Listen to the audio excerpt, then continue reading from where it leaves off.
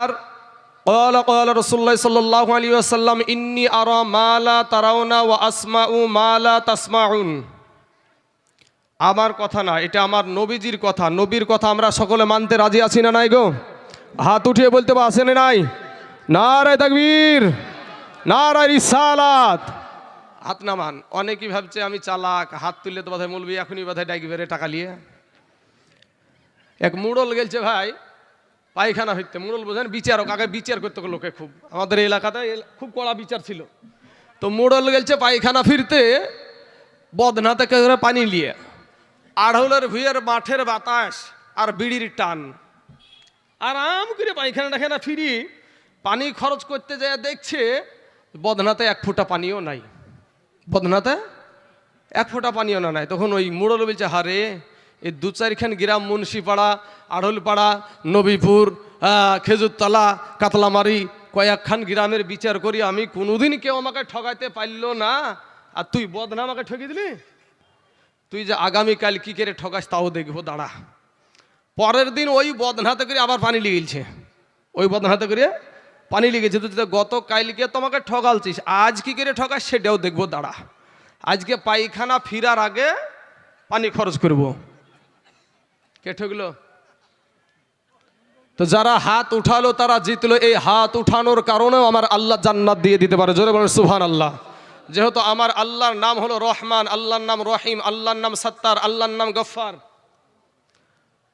Brother ইসলাম, তো নবীজির কথা আমাদেরকে মানতে হবে। তো নবী কি বলেছে ওটার বাংলা কি, হাদিসটার বাংলা কি?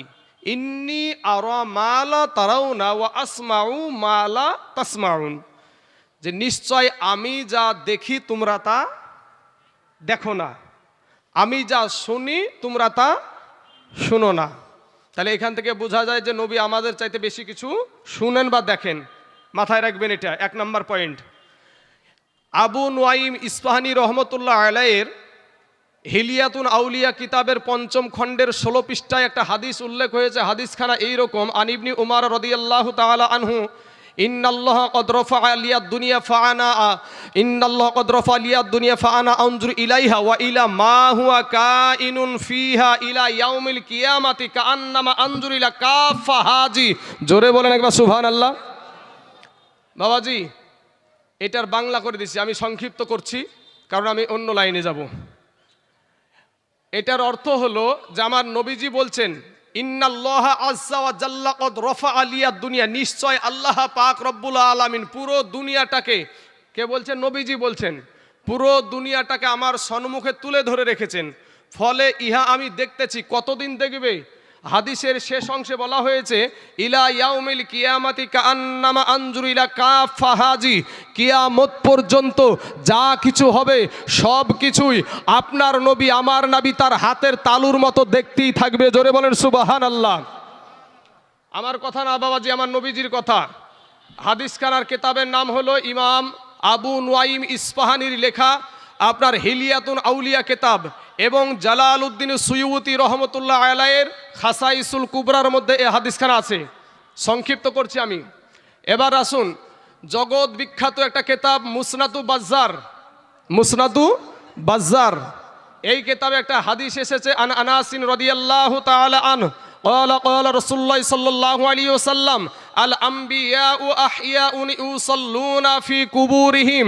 আপনার নবী, আমার নবী বলছেন সমস্ত নবীগণ কবরে জিন্দা। জোরে বলেন সুবহানাল্লাহ। নবীজি বলছেন সমস্ত নবীগণ কবরে জিন্দা। নবী যা দেখে আমরা তা দেখি না। এমনকি নবীজি কিয়ামত পর্যন্ত পুরা দুনিয়াটাকে তার হাতের তালুর মতো দেখতেই থাকবে। এই শক্তি দেনেওয়ালা মালিকটাকে আল্লাহ।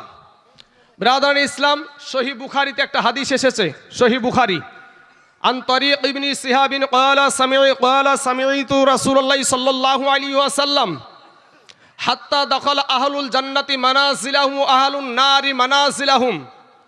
আমার নবী, আপনার নবী বলছেন, ইয়াকুলু কামা ফিনা নবী সাল্লাল্লাহু আলাইহি ওয়াসাল্লাম মাকামা ফাআখবারানা আন বাদিল খালকি হাত্তা দাখালা আহলুল জান্নাতি মানাজিলাহুম ওয়া আহলুন নারি মানাজিলাহুম।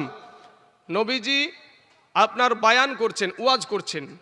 তো সৃষ্টির শুরু থেকে নিয়ে বায়ান করতে করতে একবারে সৃষ্টির শেষ পর্যন্ত মানে কিয়ামত পর্যন্ত আলোচনা করলেন। হাত্তা দাখালা আহলুল জান্নাতি মানাজিলাহুম, এবং কোন কোন ব্যক্তি জান্নাতে যাবে এবং কোন কোন ব্যক্তি জান্নাতের কোন মঞ্জিলে থাকবে, মানে কোন ঘরে থাকবে, কোন কোন ব্যক্তি জাহান্নামে যাবে এবং জাহান্নামের কোন মঞ্জিলে থাকবে, সেটাও আমার নবীজি বায়ান করে সাহাবাদের শোনায়া দিয়েছে। জোরে বলেন সুবহানাল্লাহ। এখন আমার কথা হলো ভাই, এখানে আমার এই হাদিসগুলা পড়ার উদ্দেশ্য হলো যে আপনাদেরকে এই হাদিস থেকে প্রমাণ হয় যে আপনাদেরকে আমার নবীজি আল্লাহর দেওয়া শক্তিতে দেখে। কথা ঠিক না ঠিক? সহিহ বুখারীতে আর একটা হাদিস এসেছে, মা কুনতা তাকুলু ফি হাজার হাক্কির রাজুল, সশরীরে আপনার কবরে আপনার নবী হাজির হবে। বাবা, আপনাকে যদি আমরা যদি এখানে কেউ মারা যাই, বলেন আপনাকে আপনার কবরে বাবা মা ভাই বোন আত্মীয় স্বজন বিবি সন্তান কেউ কি কবরে যাবে? কেউ কবরে যাবে না, কিন্তু আপনার নবী আপনার কবরে আসবে এবং কিয়ামতের দিন আপনার জন্য আমার নবী পাগলের মতন ছুটাছুটি করবে। উম্মতের জন্য, আমাদের জন্য, আপনাদের জন্য নবী শুধু ছুটবে, কোনো সময় আপনার স্থির থাকবে না। কোনো সময় দেখবেন মুহূর্তের মধ্যে জাহান্নামের গেটে, মুহূর্তের মধ্যে পুলসিরাতের রাস্তার পারে, মুহূর্তের মধ্যে মিজানের পাল্লার কাছে নবী আমার ছুটাছুটি করবে শুধু আপনার জন্য আর আমার জন্য। বলেন সেই নবীকে আমার বাবার চাইতে আমার মায়ের চাইতে, এখানে আমার বাপ উপস্থিত আছে, আমি আমার বাপের চাইতে আমার নবীকে বেশি ভালোবাসি। যেই নবী আপনারও নবী আমারও নবী। তো বাবাজি, আমার বাপকে নাম বললে আপনারা সকলে চিনতে পারবেন, তো পরে ওগুলা হবে। তাহলে আমি যেটা বললাম আপনাদেরকে যে আপনার আপন বলতে, তাহলে সবচাইতে আপন ডাকে, উত্তরটা দেন দিন একটু দেখি, কথা বলেন, উত্তর দেন। আল্লাহ। কিন্তু আল্লাহর পরবর্তীটা কোথায়? যে আপনাকে সাফায়াত করবে সেদিন আল্লাহর নাম হবে কহার। লিমানিল মুলকুল ইয়াউম লিল্লাহিল ওয়াহিদিল কহার। সেদিন আল্লাহর নাম হবে কহার। আমার কবরে যিনি আসবেন তিনি আমার আপন, আমার পুলসিরতের পারে যিনি আমাকে বাঁচাবে তিনি আমার আপন, জাহান্নাম থেকে যিনি আমাকে বাঁচাবে তিনি আমার আপন, মিজানের পাল্লার কাছে যিনি আমাকে বাঁচাবে তিনি হলেন আমার আপন। অতএব সেটাই হলো আমাদের নবী। এখানে যত আলেম উলামা আছে, কমিটি বিন্দু আছে, আমার মহব্বতে নয় ভাই, আপনাদেরকে একটা আবদার করব আমি, আমার মহব্বতে না। ইমাম সাহেব, এটা ইমাম সাহেব নাকি, সাক্ষাৎ কোনোদিন হয়নি তো তার জন্য, তো ইমাম সাহেবের মহব্বতে না, স্টেজে যারাই আছে কাদর মহব্বতে না, নবীজির মহব্বতে, যেই নবী আপনার কবরে আসবে সেই নবীর মহব্বতে একটা আবদার করব। যারা এখানে ধরা পড়ে যাবে, আমি যে আবদারটা করতে চাইছি ধরা পড়ে যাবে কে কেমন নবীকে ভালোবাসনেওয়ালা মানুষ। তারপরে আরেকটা ওষুধ আমার কাছে আছে বাবাজি। তো বিষয়টা হলো যারা নবীকে, ওই নবীর মহব্বতে, যেই নবী আপনার কবরে আসবে ওই নবীর মহব্বতে আমি আপনাদেরকে বলবো, আমি দাঁড়িয়ে এক কলি সালাম জানাবো, আর পিছনে যতগুলো আছেন ওই সাইডে, এই সাইডে আসবেন, আমি আপনাদেরকে বুকে নিয়ে আমি আলোচনা করব মন উজাড় করে। রাজি আছেন? হাত উঠিয়ে বলেন রাজি আছেন? রাজি আছেন তো পিছনকার হাত উঠান। রাজি আছেন? নাবিজির মহব্বতে, আমার মহব্বতে বলছি না ভাই, যেই নবী আপনার কবরে আসবে একটু দাঁড়িয়ে যান, ঢুকবো, আপনারা কেউ বিশৃঙ্খলা করবেন না, বসে যান ভাই, চুপ করে বসে যান, কেউ কোনো কথা আমরা বলবো না। যারা ভাই মাস্তানি করলো, এখানে ইমাম সাহেব আছে, মৌলবি আর একটা আছে, হয়তো আরও আশপাশে থাকতে পারে, তাদের চাইতে বড় মস্তান ছিল ফেরাউন। কি গো, নিজেকে বলেছিল আনা রব্বুকুমুল আলা, আমি সবচাইতে বড় আল্লাহ। জোরে বলেন নাউজুবিল্লাহ। আপনার চাইতে বড় মস্তান ছিল নমরুদ, আল্লাহর সাথে যুদ্ধ করতে চেয়েছিল, আল্লাহর সৈন্য হলো মশা দিয়ে সাইজ করে দিয়েছে। আল্লাহর সাথে ভাই মাস্তানি করিও না যুবক, নওজোয়ান, তরুণ ভাই, তিনখানা কাফন ছাড়া তোমার কিচ্ছু দেবে না। আমিও তোমার মতন দাড়িতে বিলেট মেরে যদি রাস্তায় জিন্স প্যান্ট পরিয়ে যদি টাইট গেঞ্জি গাই দিয়ে যদি আমি রাস্তা দিয়ে চলি, কারো বাবার ক্ষমতা আছে আমার গায়ে হাত দেয়? কিন্তু তারপরেও আমাকে কোটি টাকা দেন দিনি, তারপরেও দেখে দাড়িতে বিলেট মারছি কি দেখেন তো, তারপরে এই ড্রেসটা ফেলে দিছি কি দেখেন তো? ফেলবো না। কারণ কি? তাকুয়া। তাকুয়া মানি হলো আল্লাহর ভয়। তাকুয়া মানি আল্লাহর ভয়। এই আল্লাহর ভয়ে এই ড্রেসটাকে জড়িয়েছি, কবর পর্যন্ত যেন এই ড্রেস থাকে। আল্লাহ আমাকে সেই রকমভাবে কবুল করুক, সকলেই বলেন একবার আমিন।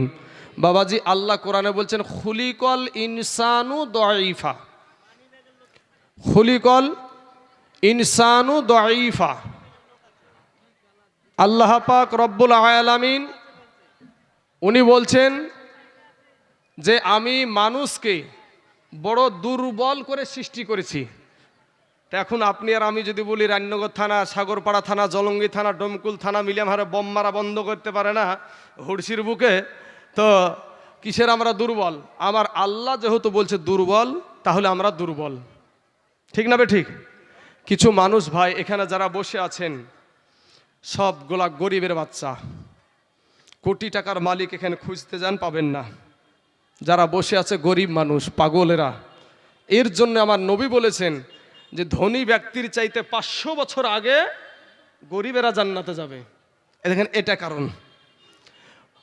আজ যারা টাকার গৌরব করে বাজারি বসে আছে, অথচ সেই মসজিদে নামাজ পড়ে, সেই মসজিদে সেজদা করে, ওই আল্লাহকে সেজদা করে যেই মসজিদে, অথচ সেই মসজিদের সভাতে আসতে চায় না, টাকার গরম। কবি বলছেন এর চাইতেও বড় টাকাওয়ালা ব্যক্তি ছিল সাদ্দাদ বাদশার নাম শুনেছেন? সাদ্দাদ বাদশাহ নিজে জান্নাত তৈরি করেছিল। কবি বলছেন কোটি টাকার মালিক দেখো, কোটি টাকার মালিক দেখো, এই অভাব হয় না দূর, আর গরিব ঘুমায় আরাম করে মনটা বাহাদুর। ফেরাউনের লাশটা দেখো, ফেরাউনের লাশটা দেখো, ভাইরে মিশর জাদু ঘরে, খাই না মাটি পোকা মাছি সবাই ঘৃণা করে। ফেরাউনের লাশ এখনই আপনি একটা দেখেন, এই মালে একবার বলেন গুগলে যাইয়া মিস্টার ইবলিস শয়তান ফেরাউনটাকে দেখাও, তো একেবারে ডাড়ায় সাপের মতন ষাটে পড়ে আছে, মাটিতেও খাই না, পোকাতেও ছয় না, মাছিতেও ছয় না। বিষয়টা কি? বিষয় হলো আল্লাহ এবং আল্লাহর নবীর সাথে মাস্তানি। তাই কবি বলছেন ফেরাউনের লাশটা দেখো, মিশর জাদু ঘরে, খাই না মাটি পোকা মাছি সবাই ঘৃণা করে। হৃদয় থাকিতে যার, ভাইরে হৃদয় থাকিতে যার, এ নম্রতা সদা, এ রহমত আসিবে সে তা প্রভুর ওয়াদা। বড়র বড়াই থাকলে দিলে, এ বড়র বড়াই থাকলে দিলে, এ রহমত আসবে না, আর নিজেকে নিজে ছোট মনে করিও সদা। উঁচু জমিন থেকে পানি, উঁচু জমিন থেকে পানি নিচু জমিনে যাই, তেমনি কইরা খোদার রহমত আছে নম্রতা হৃদয়। ভোগ বিলাসের বাড়ি গাড়ি, এই ভোগ বিলাসের বাড়ি গাড়ি, বাপরে পড়ে রবে সব, থাকতে সময় স্মরণ করো আল্লাহ আমার রব। বাবারা ও গো আমার পর্দার আড়ালের মা জননীরা গো, ওরা আমার কালেমার ভাই, ওরা আমার যুবক ভাইয়েরা, নৌজওয়ানেরা, তরুণেরা, তোমাদেরকে ভয়ে পায়ে হাত দিয়া বলি ভাই, মাস্তানি করে উঠাউঠি করি ওনারে যুবক। ওরে যুবক, এখনো আমরা ভুলি নাই বালির ঘাটে কিছু বছর আগে জলঙ্গি থেকে বা ডমকুল থেকে, সাগরপাড়া থেকে চলে যাওয়া একটা বাস একসাথে বাবাজি আপনার বালির ঘাটের ব্রিজ ভেঙে নিচে পড়েছিল না, পড়েছিল না ভাই? ওরে ভাই, ওখানে শিশুও ছিল, যুবতীও ছিল, যুবকও ছিল, বৃদ্ধাও ছিল। ও মুসলমান, আমি যদি আপনাদেরকে বলি গো, এই নবীপুরের গরুস্থান ময়দানে 5 বছরের সন্তান শুইয়া আছে না নাই?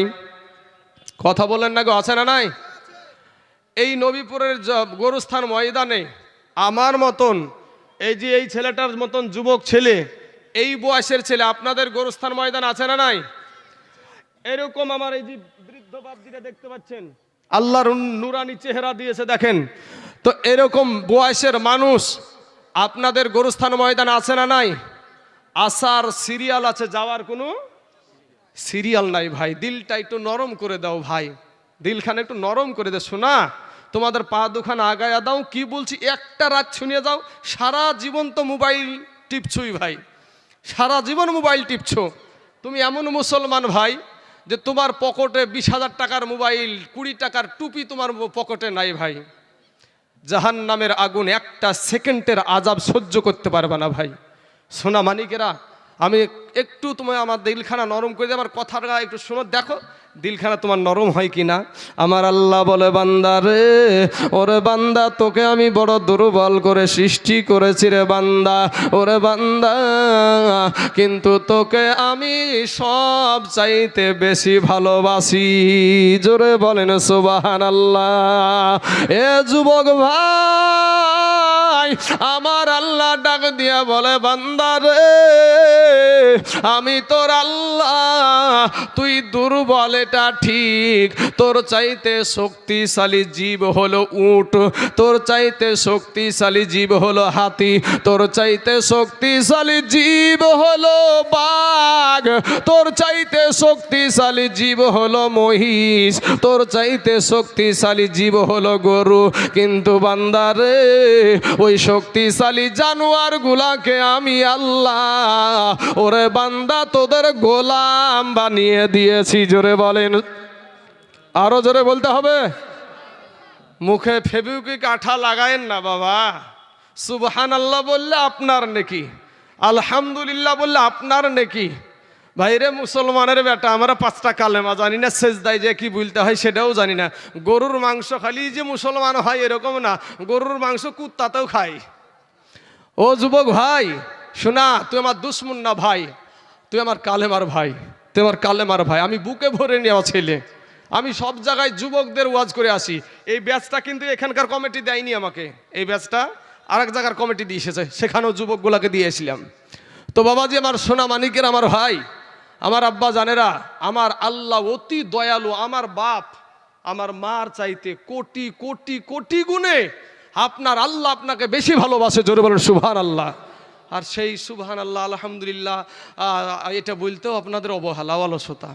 একটু বিবেকে বিচার করেন, বিবেকের আদালত আল্লাহ দিয়েছে, ওই বিবেক দিয়ে একটু বিচার করেন। কি নিয়ে কবরে যাবেন ভাই? আপনিও যেমনিভাবে দুনিয়াতে এসেছেন আমিও অমনিভাবেই এসেছি, আপনিও যেমনিভাবে যাবেন আমিও অমনিভাবেই যাব। আপনার পরনেও 3খানা সাদা কাফুন, আমার পরনেও 3খানা, কিন্তু এখন ইমাম সাহেব বলে মনে হয় 4খান দেবে নাকি? 3খানি দেবে বাপ। মনে হয় মন্ত্রী এমপি এমএলএ হলে বেশি হবে, তাও দেবে না। ইনারা পেছনকার যতগুলো আছে সব বলছে না না। অথচ এখানে যদি বাবাজি আজকে অভিষেক আসিয়া এখানে দাঁড়াইতো, এখন জায়গা দিতে পারতো কমিটি, কমিটির পিঠে বাস পড়তো যে এত অভিষেক ব্যানার্জিকে লিখেছিস আর একটু প্যান্ডেল করে রেখেছিস। কারা থাকতো? বেশির অংশই মুসলমানের বাচ্চারাই থাকতো। রাস্তায় মেলাতে ঠেলা খেয়ে বেড়াচ্ছে, রূপ যৌবনের বাহাদুরি দেখাচ্ছে। কবি বলছেন, ওরে রূপ যৌবনে যদি, রূপ যৌবনে যদি থাকে অহংকার, আর গরু স্থানে যাইয়া দেখো হাল তথাকার। কত যে সুন্দর নারী কবরে শুইয়া, কত যে সুন্দর ছেলে কবরে শুইয়া, রূপ যৌবন গেল মাটিতে মিশিয়া। যাহাদের রূপে বড় গর্বিত ছিল, তাহাদের রূপ দেখো মাটিতে খাইল। উঠাও উঠাও মাল গাড়িতে ভরিয়া, আর গাড়ি যখন ছেড়ে দিবে পস্তাবে বসিয়া। খোদারি হুকুম হবে এ ছেড়ে দিবে গাড়ি, আর জমিনেতে পড়ে পড়ে দিবে গড়াগড়ি। আব্বা জান, আমার যুবক ভাইয়েরা, দিলখানা একটু নরম করে দিবেন। আমার আল্লাহ বলে, বান্দা রে, তুই মনে করছিস আমার চাইতে তোর মা জননী তোকে বেশি ভালোবাসে। ওরে বান্দা, তুই মনে করছিস আমার চাইতে তোর আব্বা তোকে বেশি ভালোবাসে। ওরে বান্দা, তুই মনে করছিস আমার চাইতে তোর বিবি তোকে বেশি ভালোবাসে। ওরে বান্দা, তুই মনে করছিস আমার চাইতে তোর সন্তান তোকে বেশি ভালোবাসে। না রে বান্দা না, আমি আল্লাহর চাইতে তোকে কেউ বেশি ভালোবাসে না। একবার জোরে সুরে বলেন না সুবহানাল্লাহ। আমার আল্লাহ বলে, বান্দা রে, ওরে বান্দা, আমি তোকে বড় মুহাব্বত করে সৃষ্টি করেছি রে বান্দা, আমি তোকে বড় আদর করে সৃষ্টি করেছি রে বান্দা।